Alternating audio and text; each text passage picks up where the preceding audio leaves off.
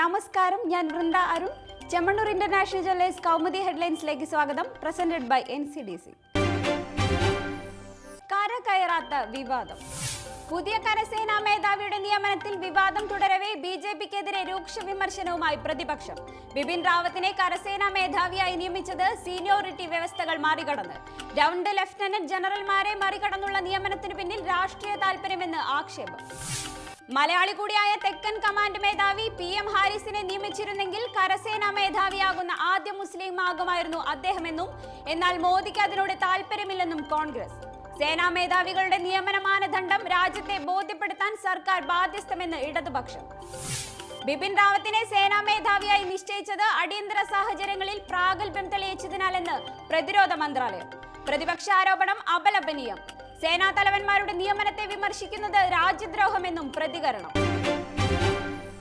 കണ്ണീരിലൊടുങ്ങിയ കലാശം.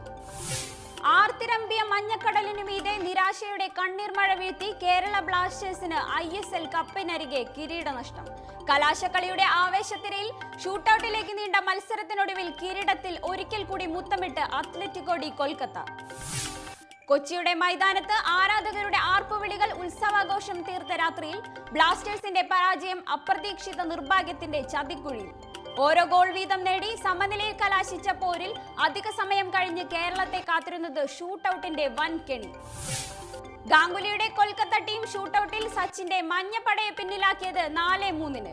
കളിയുടെ നിശ്ചിത സമയം ബ്ലാസ്റ്റേഴ്സിന് വേണ്ടി ഗോൾ നേടിയത് മുഹമ്മദ് റാഫിയും കൊൽക്കത്തയ്ക്ക് വേണ്ടി കേരളത്തിന്റെ വലകുലുക്കിയത് സെറേനോ ഫോൻസേക്കയും. കാൽപന്തിന്റെ കളിയാരവം തീരുമ്പോൾ കേരളത്തിന്റെ ബാക്കിയായത് കണ്ണീരും കാത്തിരിപ്പും മാത്രം. കടിഞ്ഞാണിട്ട് കമ്മീഷൻ.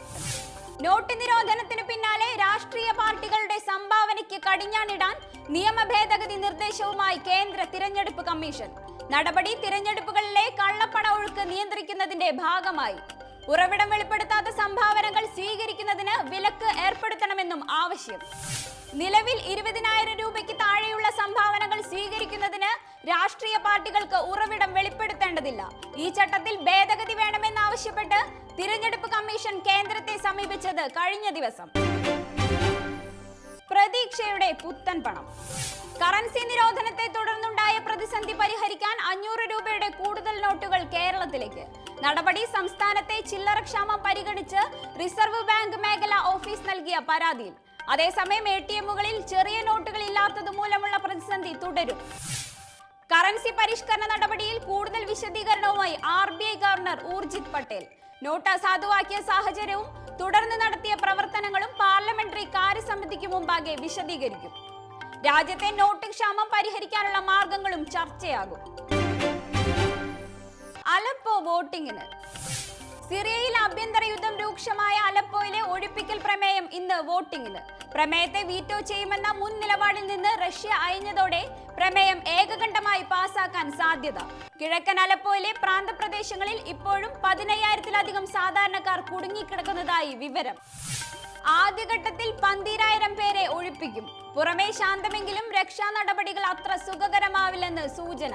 വിമത സ്വാധീന ഷിയ മേഖലകളിൽ 150 ദിവസത്തിലധികമായി കുടുങ്ങിപ്പോയവരിലധികവും വൃദ്ധരും കുട്ടികളും.